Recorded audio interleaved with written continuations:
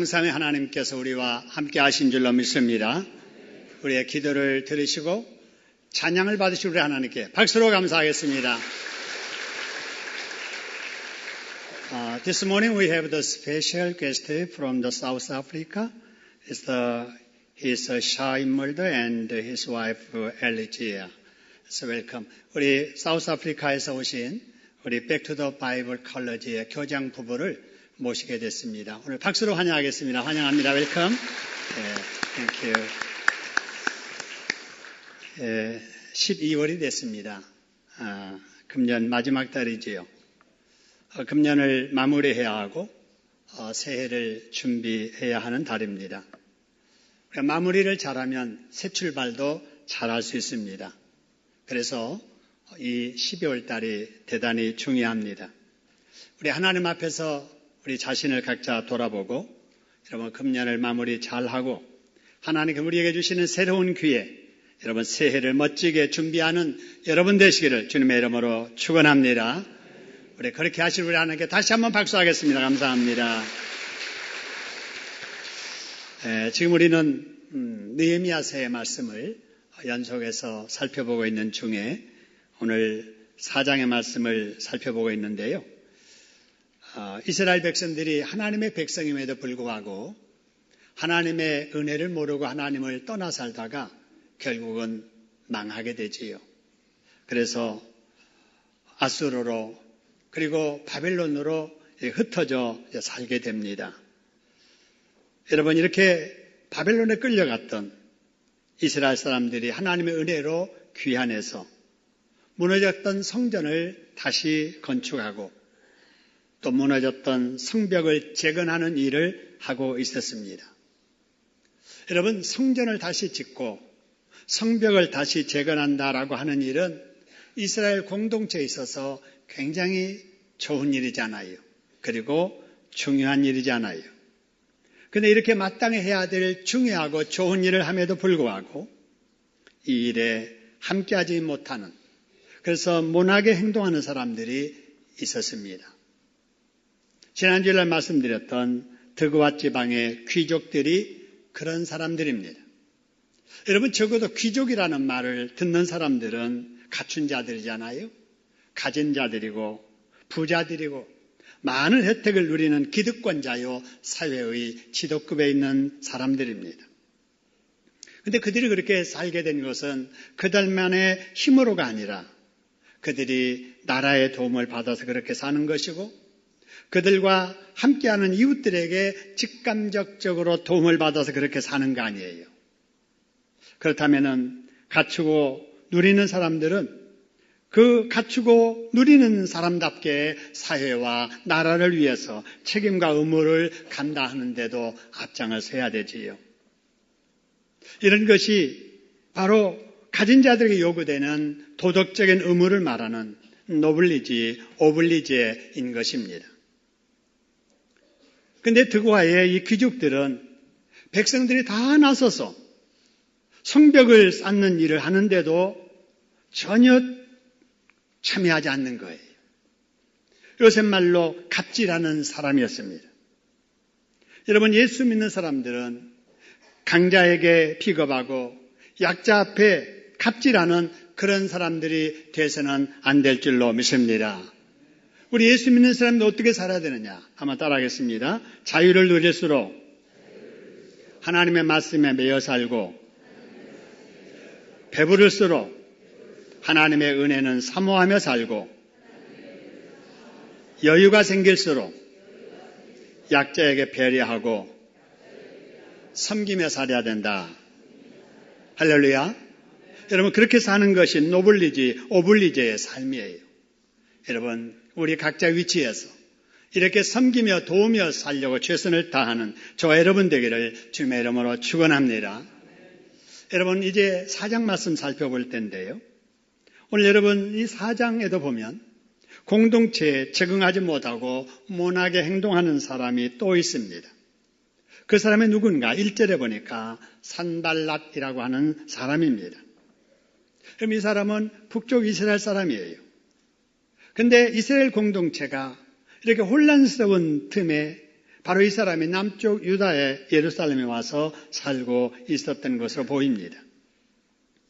이 사람이 북쪽에서 남쪽 예루살렘에 와서 살다 보니까 바벨론에서 돌아온 사람들이 무너진 성전을 딱 건축하더니 이제는 온 성을 에워싸는 성벽을 재건하는 일을 각자 구역에 맡아서 일사불란하게 재건하기 시작을 합니다. 여러분, 좋은 일이잖아요. 자기도 예루살렘에 살고 있는데 예루살렘 성을 안전하게 지켜주는 성벽 쌓는 일이 참 좋은 일이고 마땅히 해야 될 일임에도 불구하고 오늘 1절의 말씀 보니까 이 산발랏이라고 하는 사람은 분노하는 거예요. 분노해도 어떻게 분노하여 그랬어요? 크게 분노하면서 그런 일을 하는 사람들을 뭐 했다고 그랬어요? 비웃었다라고 하는 거예요. 참 이상하지요? 아니, 성벽 쌓는 일, 다 해야 될 일, 중요한 일, 좋은 일인데 노하는 거예요. 그리고 그런 사람들을 비웃는 거예요. 근데 산발랏의 이런 행동은 이때만 아니에요.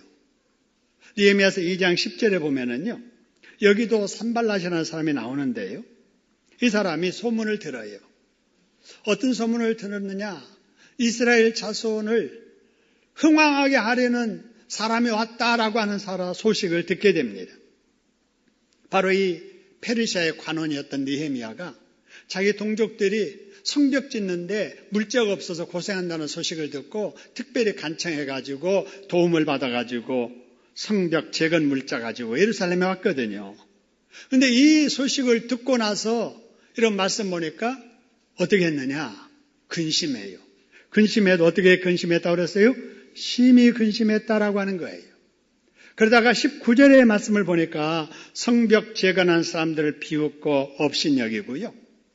이 일을 계속하면 아닥사스다 왕, 그 당시에 페르시아의 그 왕을 배반하는 일이라고 하면서 성벽 재건하는 일을 동참하는 사람들을 협박까지 합니다. 여러분, 이상하지 않아요? 좋은 일, 마땅히 해야 될 일을 하는 것을 방기해야 될 사람이 오히려 마음에 근심하고 분노하고 비웃고 회방하는 일들을 하고 있는 이런 모습 이상하지 않습니까? 여러분, 왜 그렇다고 생각하세요? 산발랏이 이렇게 한 이유는 아주 못된 습관을 가졌기 때문에 그렇습니다. 자, 뭘 가졌기 때문이라고요? 못된 습관. 여러분, 이 못된 습관이 어떤 습관일까? 우리말에도 그런 말이 있는데요. 사촌이 논을 사면 뭐해요? 배 아픈. 여러분, 이 못된 습관이 이 산발랏에도 있었던 것 같아요.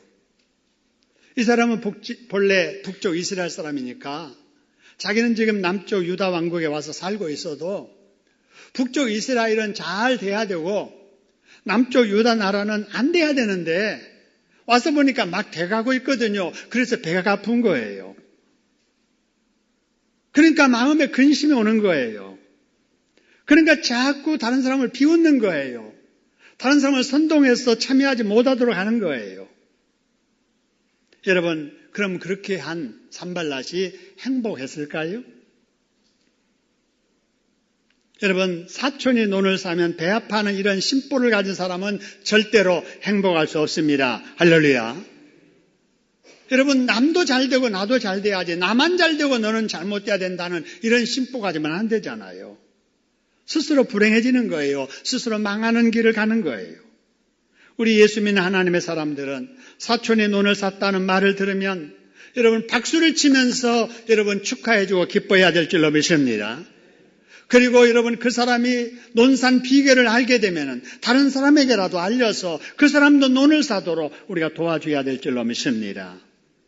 여러분, 그러는 저와 여러분 되기를 주님의 이름으로 축원합니다. 근데 산발랏이 가졌던 잘못된 습관이 이거 말고 또 있어요. 오늘 본문의 2절, 3절 말씀을 보면은요, 산발랏은 바로 이 느헤미야를 중심으로 예루살렘 사람들이 성벽 재건에 동참하는 것을 보고 혼자 배합하는 것을 끝나지 않아요. 그가 주변 사람들에게 자꾸 말해요.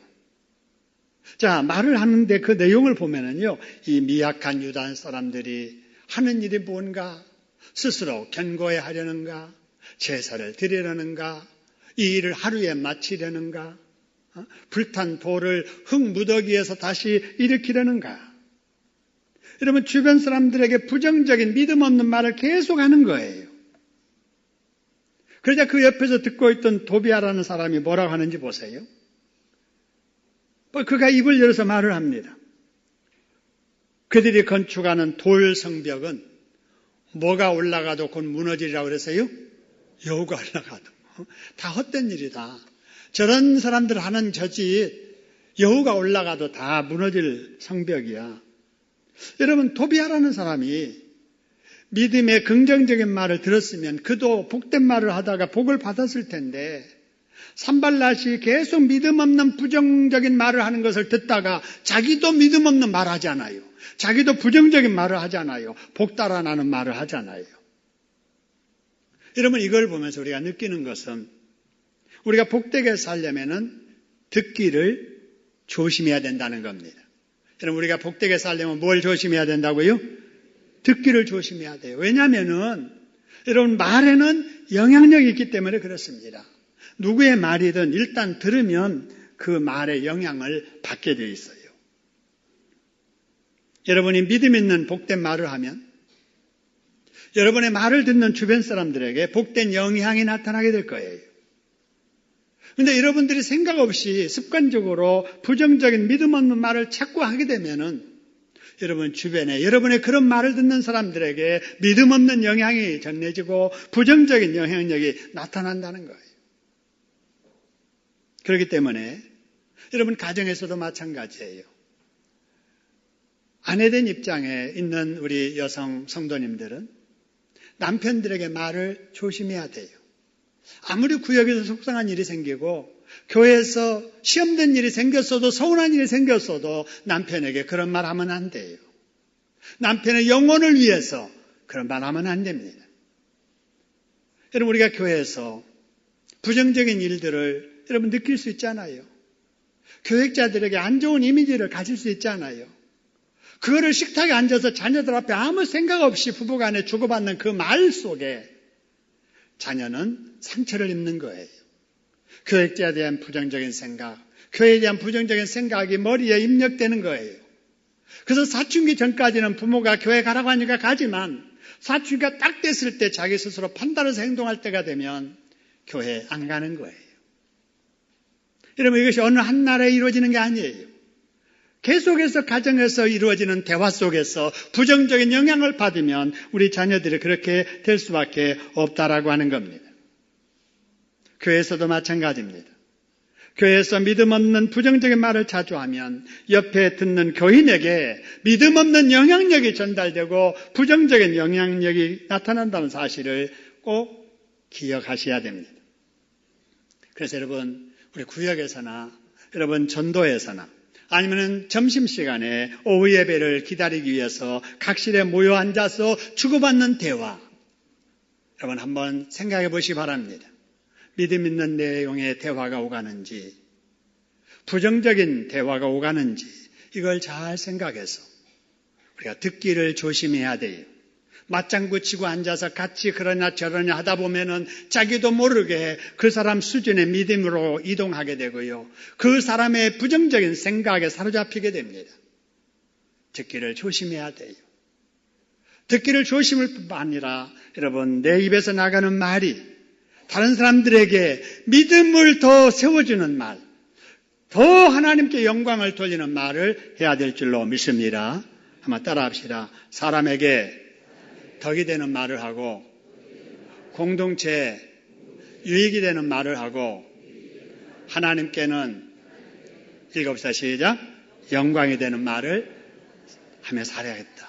여러분 그렇게 사시기를 주님의 이름으로 축원합니다. 우리 옆 사람들에게 한번 아까 그 내용 고백해 봅시다. 사람에게는 덕을 세우는 말을 하고 공동체는 유익되는 말하고 하나님 영광되는 말을 하며 삽시다. 인사합시다. 시작.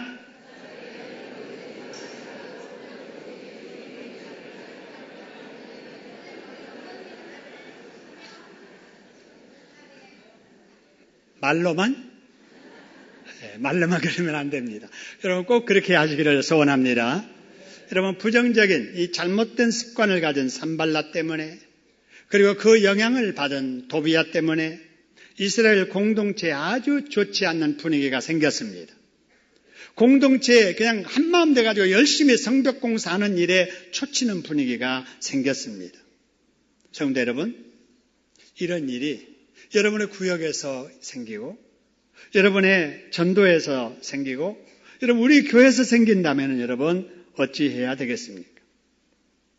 여러분 무슨 문제든 예수 믿는 우리들은 그 답을 성경에서 찾아야 될 줄로 믿습니다. 여러분 우리가 성경 말씀을 우리가 늘 읽어야 되는데요. 오늘 본문의 4절의 말씀 보면은 이 당시에 이 문제를 어떻게 해결했는가가 나와 있습니다. 자, 이스라엘의 지도자 느헤미야가 산발락과 도비야 때문에 공동체 위기가 오자 뭘 했느냐? 맨 첫 줄에 보니까 뭐라고 했냐면은 우리 하나님이여 들으시옵소서라고 합니다. 여러분 위기가 오자 사람들에게 동네방네 사람들 다 내 말 들어보세요. 이 사람이 이런답니다. 그러지 않았다는 거예요. 우리 하나님 앞에 기도했다라고 하는 사실입니다. 여러분 우리가 문제가 생겨도 여러분 느헤미야처럼 하나님 앞에 기도해야 될 줄로 믿으시기를 소원합니다. 여러분 문제가 생길 때 왜 기도를 해야 되느냐? 하나님은 다 아시기 때문에 그렇습니다. 할렐루야. 따라합시다. 하나님은 다 아신다.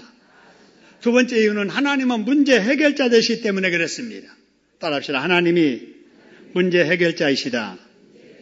근데 이걸 잊어버리고 하나님을 제껴놓고 문제를 해결하겠다고 내가 나서면 문제가 더 커지게 됩니다. 더 복잡하게 됩니다. 더 문제가 여러분 심각해지게 됩니다. 저도 목회하면서 이런 경험을 아주 자주 하게 됩니다. 목회를 하다 보면 억울한 소문을 들을 때가 있어요. 전혀 사실이 아닌 말로 오해받을 수도 있습니다. 여러분 그럴 때마다 아무리 목사지만은 그렇게 소문내는 사람에게 당장이라도 찾아가서 붙들고 해명하고 싶고 사람들 앞에 삼자대변시켜서 오해를 풀고 싶을 때가 여러분 어찌 없겠습니까? 하지만 본문 같은 말씀을 보면서 깨닫는 대로 귀가 있지만 들리지만 귀 먹은 사람처럼 귀 막고 못 들은 체하고 입이 있지만 말 못하는 벙어리처럼 입 다물고 하나님만 바라보고 기도했더니 내가 나서지 않아도 하나님이 나서서 진실도 밝혀주시고 오해도 풀어주시더라 하는 겁니다. 할렐루야. 여러분도 그런 경험이 많이 있을 거예요. 억울한 일이 생기고 답답한 일이 생긴다고 내가 해명하리라, 내가 해결하리라, 내가 오해를 풀리라 하고 사람 앞에 나서면 오해는 더 깊어지고 문제는 꼬입니다. 사람이 내 진실을 몰라주어도 하나님은 다 아시니 하나님만 바라보고 기도하면 여러분 동교간의 문제, 부부간의 문제, 교회 문제라 할지라도 하나님이 해결해 주시고 하나님이 위로해 주실 줄로 믿으시기를 주님의 이름으로 축원합니다. 여러분 금년 연말을 준비하는 이 12월이 하나님 앞에 기도하는 한 달 되기를 주님의 이름으로 축원합니다. 여러분 그런데 느헤미야가 기도했잖아요. 근데 기도 내용을 보니까요. 여러분 이런 내용으로 기도해요. 거기 기도 내용이 나오는데 이걸 풀어서 우리말로 하면 이렇습니다. 하나님, 저놈들 우리를 업신여기는 거 아시지요? 저놈들을 용서하지 마세요. 우리에게 저주하는 저놈들의 그 저주가 그들 머리에게 그대로 쏟아지게 해주세요. 저들의 죄를 절대로 용서하지 마시고 벌하세요. 여러분 이렇게 하는 내용이에요. 여러분 느헤미야가 이렇게 기도하니까 가슴 시원했겠어요? 안 시원했겠어요? 시원했겠지요? 여러분 그렇다고 우리가 우리를 힘들게 하는 사람을 위해서 기도할 때 이렇게 기도해야 될까? 좀 이상하죠? 우리도 그렇게 기도해야 되나? 나 힘들게 하는 그 사람을 위해서 하나님 그놈 용서해 주지 마세요. 하나님 벌레해 주세요. 여러분 이렇게 기도해야 되느냐라고 하는 거예요. 여러분 이럴 때 답도 어디서 찾아야 되느냐? 우린 여러분 예수 믿는 사람이잖아요. 우리 예수님께서 이런 경우에 어떻게 하셨는가를 우리가 봐야 되는데 여러분 누가복음 6장 28절에 보니까 이런 말씀이 있어요. 우리 같이 한번 읽어봅시다. 시작. 너희를 저주하는 자를 위하여 축복하며 너희를 모욕하는 자를 위하여 기도하라. 할렐루야. 여러분, 나를 저주하는데 그 사람을 향해서 축복하라는 거예요. 나에게 막 욕하고 근거 없는 소문 퍼뜨리고 모욕하는데 위에서 축복 기도 해주라는 거예요. 쉬워요? 어려워요? 어렵지요. 그렇기 때문에 여러분, 예수를 제대로 믿으려면은 쉬운 게 아니에요. 쉬운 게 아니에요. 그냥 날만 지키려고 교회 왔다 갔다 하고 그저 그냥 있는 둥 없는 둥 그냥 신앙생활 하면은 여러분 어울 게 하나도 없어요. 11조도 안 하고 주일도 그냥 대충대충 지키고 의무감도 뭐 없고 봉사도 그냥 남이 할 걸로 생각하고 몸만 그냥 와서 예배드리고 그냥 1부 예배 한 번 드리고 2부 예배 한 번 드리고 다음 주일날 찾아오고 이렇게 신앙생활 하면은 여러분 너무너무 쉬워요. 그러나 여러분 신앙생활을 이렇게 하면은 안 된다는 거예요. 여러분 올해까지는 그렇게 했어도 내년도에는 달라지기를 주님의 이름으로 축원합니다. 오전 예배만 아니라 오후 예배도 참석하셔야 돼요. 수요일 날도 매주 못 나오면은 한 달에 한 번이라도 나오셔야 된다고 말이에요. 심야기도에 매주 못 나오면은 첫 주 마지막 주라도 금요일 날 밤은 내가 가리라. 그리하고 좀 변화가 일어나야지. 작년도 그렇게 올해도 그렇게 내년에도 그렇게 하면 신앙의 성장과 성숙은 없잖아요. 여러분 우리가 내 본성대로 편한 대로 신앙생활하면 안 돼요. 내 본성과는 어울리지 아니해도 그렇게 하기 힘들어도 예수님의 말씀대로 따라해야 되는 것이 우리의 본분임을 믿으시기를 소원합니다. 저주하는 자 함께 저주하고 싶어도 악담하고 싶어도 축복해 주라는 거예요. 기도해 주라는 거예요. 여러분 그러면 느헤미야가 한 기도는 우리가 어떻게 이해해야 되느냐라고 하는 거예요. 여러분 느헤미야는 아무리 억울한 소리 들어도 자기가 나서서 그들에게 보복했어요? 안 했어요? 안 했습니다. 우리가 이걸 높이 평가해야 되고요. 그 대신에 왜 그런 기도를 했을까? 바로 그것은 하나님의 일이 방해되고 하나님을 노하시게 하는 것을 보고 참을 수가 없어서 갚아도 하나님께서 공의로 갚아달라고 청원하는 거예요. 잘못된 습관을 가진 사람 때문에 하나님의 일이 방해받고 하나님의 영광이 가려지는 것을 그냥 볼 수 없어서 하나님의 공의가 그들에게 나타나기를 바라는 마음을 실어서 그렇게 하나님께 구했던 것으로 보아야 합니다. 우리도 이런 점을 본받아서 어떤 고난 앞에서도 사람 바라보지 말고 우리 하나님만 바라보고 기도하는 성숙한 그리스도인들 되기를 주님의 이름으로 축원합니다. 여러분 이후에 어떤 일이 있었는가에 대한 것이 6절에 나와 있는데요. 6절의 말씀을 보니까 예루살렘 성벽이 나오잖아요. 여러분 예루살렘 성벽이 있는데 이 여러분 성벽의 길이가 얼마냐면요 4km 정도예요. 근데 이 4km 정도 되는 성벽이 전부가 뭐 되고 그래서요? 연결되고 그 다음에 높이가 약 12m 정도 된다고 그래요. 사람이 넘어가지 못하도록 상당히 높은데 절반 정도 다 높이도 쌓여지게 됐다라고 하는 거예요. 여러분 이걸 보면서 우리가 붙잡아야 될 진리가 있는데요. 그게 뭐냐? 따라합시다. 하나님께서 기뻐하시는 일은 방해가 있어도 반드시 이루어진다. 할렐루야. 여러분 사람이 하는 일 같으면 누가 방해하면은 안 해요. 포기해버려요. 그런데 하나님이 기뻐하는 하나님의 일은 방해는 받아도 결국은 뭐 된다고요? 이루어진다는 겁니다. 할렐루야. 왜 그러느냐? 하나님의 일을 사람이 막을 수 없기 때문에 그렇습니다. 따라합시다. 하나님의 일을 사람이 막을 수 없다. 그러므로 하나님의 일에는 여러분 산발락과 도비아처럼 초치는 말하고 해방하지 말고 여러분 우리가 적극적으로 동참해야 될 줄로 믿습니다. 그 다음에 두 번째로 느끼는 것은 누구나 공감하는 일이고 반드시 해야 될 일을 함에도 불구하고 그 과정 속에는 어려움이 많더라 하는 거예요. 여러분 죄 짓는 일은 쉽게 저절로 대부분 이루어집니다. 그런데 여러분 보람된 일, 기쁜 일, 꼭 해야 될 중요한 일은 절대 쉽게 되지 않습니다. 여러분, 그렇기 때문에 여러분 어떻게 해야 되는가? 우리가 목표를 세웠으면 우리가 집중해야 됩니다. 여러분, 무슨 일이든지 여러분 미치도록 해야 될 줄로 믿습니다. 주변 사람들이 볼 때 미치도록. 장사를 해도 저 사람 장사에 미쳤어. 저 사람 직장생활에 미쳤어. 집안일도 상관없어. 이 말을 들을 정도로 해야 돼요. 공부를 해도 저는 공부에 미쳤어. 여러분, 이런 소리 듣도록 사업도 하고 공부도 하고 살림도 하고 장사도 해야 뭔가 되지. 그냥 대충대충 해가지고는 여러분 안 된다고 말입니다. 여러분 열심히 해야 돼요. 열심히 하되 여러분 열심히 기도하면서 해야 될 줄로 믿으시기를 소원합니다. 일부 예배 때도 말씀을 드렸는데요. 우리 고등학생들 중에 입시에 대한 부담감이 너무 크지 않아요.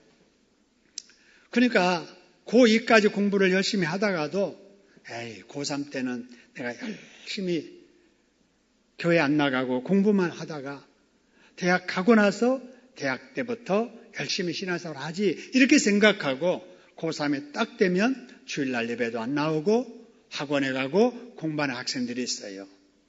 여러분, 하나님이 살아계세요. 살아계신 하나님이 보실 때 그런 사람들에게 함께 하시겠는가라고 하는 거예요. 여러분 같으면 그런 사람이 함께 하겠어요? 그런데 어떤 학생은 고3이 돼도 신앙생활하는 변함없이 정확하게 주일 지키고 봉사하면서 그리고 열심히 공부한 학생이 있습니다. 여러분이 하나님 같으면 어떤 학생에게 함께 하시겠어요? 그 예를 우리 윤아영 청년을 들었습니다. 여러분, 윤아영 청년. 여러분 아시죠? 윤종수 집사님의 딸. 여러분, 주일 이 앞에 서서 싱어로서 봉사하잖아요. 주일학교 교사로서 봉사하잖아요. 그래도 대학 졸업했어요. 그래도 구급시험 합격했어요. 그래도 열심히 교회를 나와서 주일 지키면서 봉사하면서 공부하다가 여러분 7급 합격을 했어요. 여러분 9급 합격하는 것도 쉬운 일이 아니에요. 여러분 자녀들 공무원 준비하는 자녀들 두신 부모님 알 거예요. 우리 젊은이들 도전해보면 젊은이들 알 거예요. 쉬운 게 절대 아니에요. 7급 하늘의 별 따기예요. 근데 여러분 또 5급 행정고시 합격했습니다. 할렐루야. 여러분 하나님을 믿는 믿음 지키면서 최선을 기도하면서 다 하니까 하나님이 도와주신 줄로 믿으시기를 소원합니다. 여러분 지난 수요일 날 우리 고3 수험생들이 수능고사 성적표를 받았습니다. 수험생을 둔 우리 부모님들도 자녀가 받아온 수능고사 성적표를 보셨을 거예요. 여러분 어떠셨나요? 자녀의 성적표를 보고 만족하셨나요? 아니면 그 성적으로 어느 대학을 진학해야 될지 막막한 느낌을 드셨습니까? 여러분 어쨌든 우리 수험생들이 그만한 성적을 얻기까지도 대단히 수고를 많이 한 거예요. 부모가 보기에는 아무 거 아닌 것 같지만은 자기들 깐에는 열심히 최선을 다한 거예요. 받은 성적은 그동안의 수고에 대한 결과물이에요. 심은 대로 거둔 거예요. 뿌린 대로 거둔 겁니다. 결과를 여러분의 것으로 받아들여야 됩니다. 이제 수험생을 둔 부모님들, 수험생을 해야 될 일은 선택을 위해서 하나님께 기도하는 일입니다. 할렐루야. 여러분 연말을 맞이해서 우리 수험생들을 위해서 여러분 기도 많이 하셔야 됩니다. 여러분 우리 학부모 여러분들도 역시 자녀를 위해서 열심히 기도해야 되고요. 우리 성도 여러분들, 우리 교회 수험생들 젊은이를 위해서 기도로 힘을 모아주시기를 주님의 이름으로 축원합니다.